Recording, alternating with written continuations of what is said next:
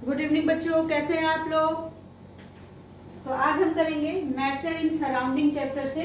आज का हमारा टॉपिक होगा difference between states of matter. तो सबसे पहले हम जानते हैं कि मैटर के डिफरेंट स्टेट्स क्या हैं। तो 3 स्टेट्स होते हैं मैटर के, solid, liquid and gas. Solid के एग्जांपल्स क्या है बच्चों? शुगर है, सॉल्ट है, ये डस्टर देख रहे हो, ये ब्लैक बोर्ड देख रहे हो, ये सारे क्या है? सॉलिड्स है। लिक्विड क्या होते हैं? वाटर है, ऑयल है, मिल्क है, दैट इज लिक्विड। और gas, oxygen gas, hydrogen gas, air. तो ये क्या है? गैसेज। तो ये 3 स्टेट्स हैं। आप वाटर के केसेस में देख सकते हो, वाटर एक ऐसा सबस्टांस है जो तीनों ही स्टेट में क्या करता है? एग्जिस्ट करता है। वाटर खुद क्या है? लिक्विड है, लेकिन जब इसको आप फ्रीज कर देते हो तो ये सॉलिड बन जाता है, और जब आप इसको हीट कर देते हो तो ये स्टीम बनाता है, वेपर बनाता है, दैट इज गैसियस स्टेट। तो हम आज इन्हीं solid, liquid and gaseous state को डिफरेंस करेंगे डिफरेंट पॉइंट्स के आधार पे, डिफरेंट प्रॉपर्टीज के आधार पे। तो सबसे पहले जानते हैं कि ये प्रॉपर्टीज क्या है। तो पहला प्रॉपर्टी है हमारा फोर्स ऑफ अट्रैक्शन। हमें पता है कि जो मैटर्स होते हैं वो छोटे छोटे पार्टिकल्स से बने होते हैं, और इन पार्टिकल्स को आपस में जोड़ने का काम कौन करता है? Force of attraction. Force of attraction he particle को आपस में बांध के रखता है। तो अगर ये फोर्स ऑफ अट्रैक्शन स्ट्रॉन्ग होगा तो पार्टिकल्स क्या होंगे? एक दूसरे के बहुत ही ज्यादा क्लोज होंगे, टाइटली पैक्ड होंगे, and then substance will be called solid. यानी सॉलिड के केस में जो फोर्स ऑफ अट्रैक्शन है वो क्या है? वेरी स्ट्रॉन्ग है। जबकि अगर हम लिक्विड की केस में बात करें तो ये जो फोर्स ऑफ अट्रैक्शन है सॉलिड की तुलना में क्या हो जाता है? कम हो जाता है। तो क्या लिखेंगे लिक्विड के केस में? Less than solid. और अगर हम गैसेज की बात करें तो गैसेज के बीच में जो फोर्स ऑफ अट्रैक्शन है वो नेग्लिजिबल होता है, नहीं के बराबर होता है। ऐसा कैसे?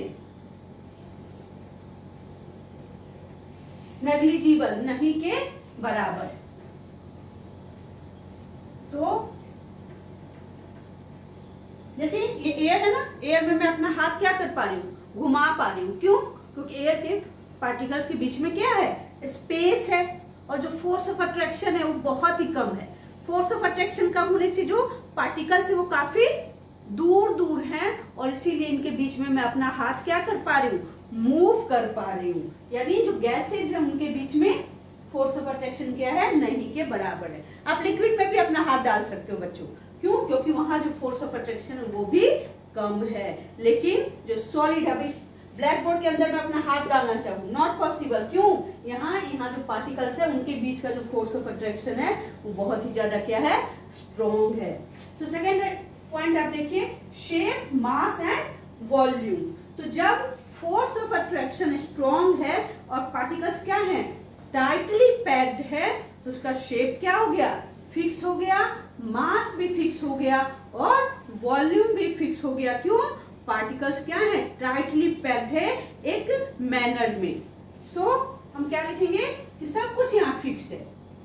Fixed shape, mass and volume, everything is fixed here. और अगर हम लिक्विड की बात करें तो इसका शेप होता ही नहीं है। किसका शेप ले लेता है? कंटेनर का शेप लेता है। यानी लिक्विड जो है आपका takes the shape of container, अपना शेप नहीं होता।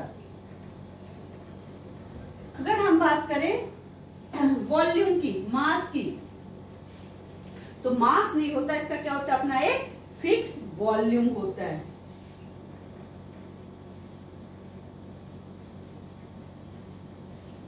Liquid takes the shape of container and have only fixed volume.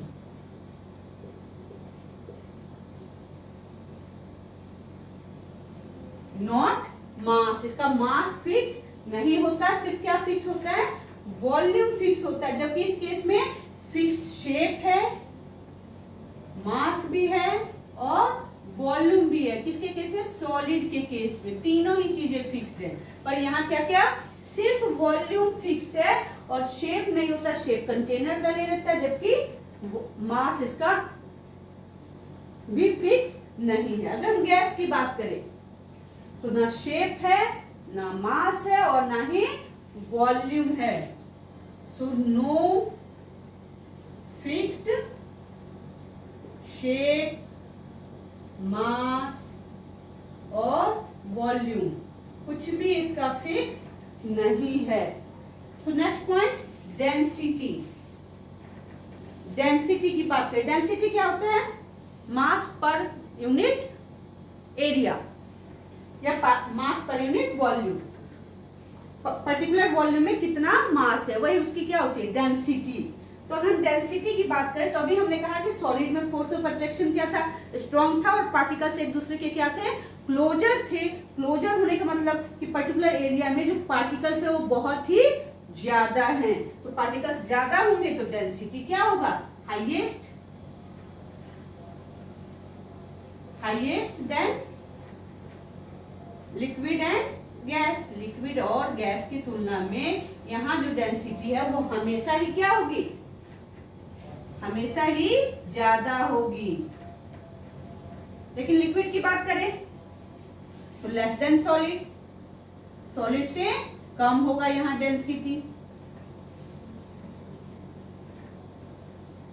Less than solid. और अगर गैस की बात करें तो लीस्ट है बच्चों, सबसे कम है। लीस्ट, लीस्ट मीन्स सबसे कम। किससे? सॉलिड और लिक्विड दोनों से कम है। लीस्ट सबसे कम है। और आप लिख सकते हो और lesser than solid and liquid, दोनों से ही क्या है? कम है। सॉलिड एंड लिक्विड से कम है। नेक्स्ट देखिए काइनेटिक एनर्जी। काइनेटिक एनर्जी क्या होती है? Energy due to motion, movement के कारण जो एनर्जी प्रोड्यूस होती है, दैट इज काइनेटिक एनर्जी। तो अगर हम काइनेटिक एनर्जी की बात करें तो क्या आपने देखा है कि सॉलिड के पार्टिकल्स मूव कर सकते हैं? मूव तो करते हैं पर वो हमें दिखाई नहीं देता। इट मीन्स जो सॉलिड के पार्टिकल्स है उनकी काइनेटिक एनर्जी क्या है? मिनिमम है, सबसे कम है। तो क्या लिख सकते हैं हम? Lesser than solid and liquid. Solid और लिक्विड दोनों से ही कम है, मिनिमम है यहाँ पे, क्योंकि इसके पार्टिकल्स इतना मूव नहीं कर पाते। They can only vibrate, vibrate कर सकते हैं पर मूव नहीं कर सकते। लिक्विड को आपने मूव करते देखा है, नदी में पानी बह रही है यानी लिक्विड के पार्टिकल्स क्या कर रहे हैं? मूव कर रहे हैं। तो हम क्या लिखेंगे कि इसकी काइनेटिक एनर्जी सॉलिड से क्या है? ज्यादा है। सो मोर देन सॉलिड। और गैसियस पार्टिकल की बात करें तो एयर के पार्टिकल्स तो कहीं भी जा सकते हैं। आप जो कंटेनर होता है उसमें अच्छे से ढक्कन लगा के रख देते हो, फिर भी एयर वहां भी चला जाता है। यानी एयर के पार्टिकल्स की जो काइनेटिक एनर्जी है वो सॉलिड और लिक्विड दोनों से बहुत ज्यादा है। सो क्या लिखेंगे? More than solid and liquid. More than solid and liquid. तो सबसे ज्यादा काइनेटिक एनर्जी किसकी हुई बच्चों? गैस की। गैस की काइनेटिक एनर्जी सबसे ज्यादा होती है और सॉलिड की काइनेटिक एनर्जी सबसे कम होती है। हम बात करते हैं diffusion. Diffusion mixing of particles. किसके पार्टिकल्स इजीली मिक्स हो जाते हैं? तो सॉलिड के पार्टिकल्स इजीली मिक्स नहीं होते। इट मीन्स डिफ्यूजन यहाँ पे क्या है? सबसे कम है। हम क्या लिखेंगे? Lesser than solid and liquid.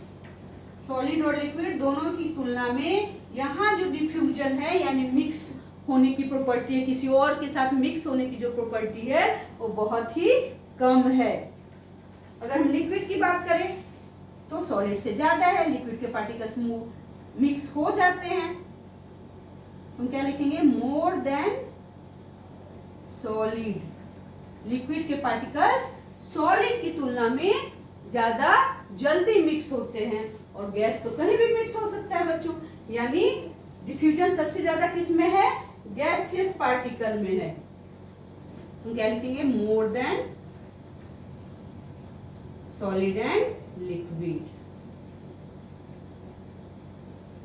तो अभी तक हमने 5 पॉइंट्स किए हैं, 2 पॉइंट्स अभी और करने हैं हमें। तो ये देख लीजिए, हम रिवाइज करते हैं कि फोर्स ऑफ अट्रैक्शन सबसे ज्यादा किसमें होता है, सॉलिड में, और सबसे कम किसमें होता है, गैस में होते हैं। अगर हम शेप, मास और वॉल्यूम की बात करें तो सॉलिड का शेप, मास और वॉल्यूम फिक्स होता है, लेकिन गैस का कुछ भी फिक्स नहीं होता। जो लिक्विड है वो इंटरमीडिएट है, सभी जगह बीच में है। डेंसिटी सबसे ज्यादा किसकी होती है, सॉलिड की, और सबसे कम किसकी होती है, गैस की। काइनेटिक एनर्जी सबसे कम किसकी होती है, सॉलिड की, और सबसे ज्यादा गैस की होती है। डिफ्यूजन सबसे ज्यादा किसका होता है, गैस का, और सबसे कम किसका होता है, आपका सॉलिड का। तो 2 पॉइंट्स और रहते हैं, 2 पॉइंट्स अभी और कर लेते हैं फटाफट। 5 पॉइंट्स हमने कर लिए हैं, तो 6 पॉइंट है हमारा। तो 6th पॉइंट है दैट इज कंप्रेसिबिलिटी, और 7th पॉइंट होगा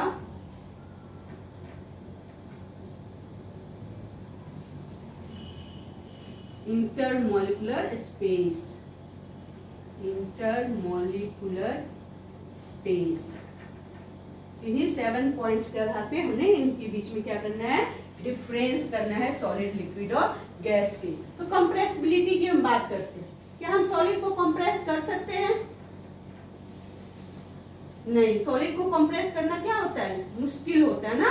तो यानी कंप्रेसिबिलिटी किसमें सबसे कम है, मिनिमम कंप्रेसिबिलिटी किसकी है, सॉलिड की। सॉलिड की जो कंप्रेसिबिलिटी है वो मिनिमम है, यानी लिक्विड और गैस दोनों से ही कम है।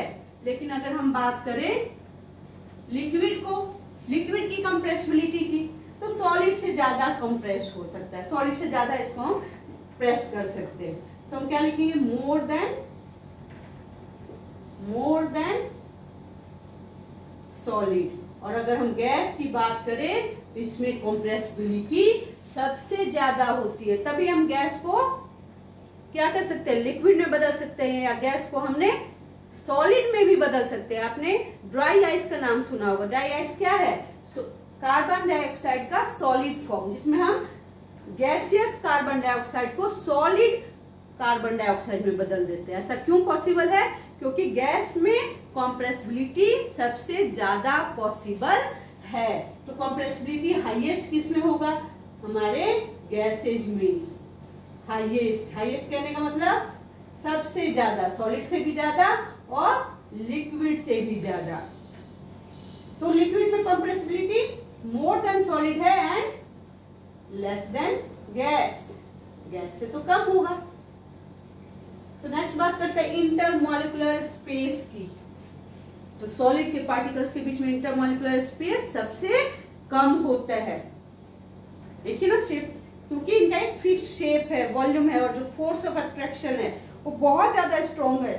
तो स्ट्रॉन्ग होने के कारण यहाँ जो आपका इंटरमॉलिक्यूलर स्पेस, दो पार्टिकल के बीच का जो गैप है वो सबसे कम किसमें है, सॉलिड में। लीस्ट है यहाँ पे, बहुत ही कम है।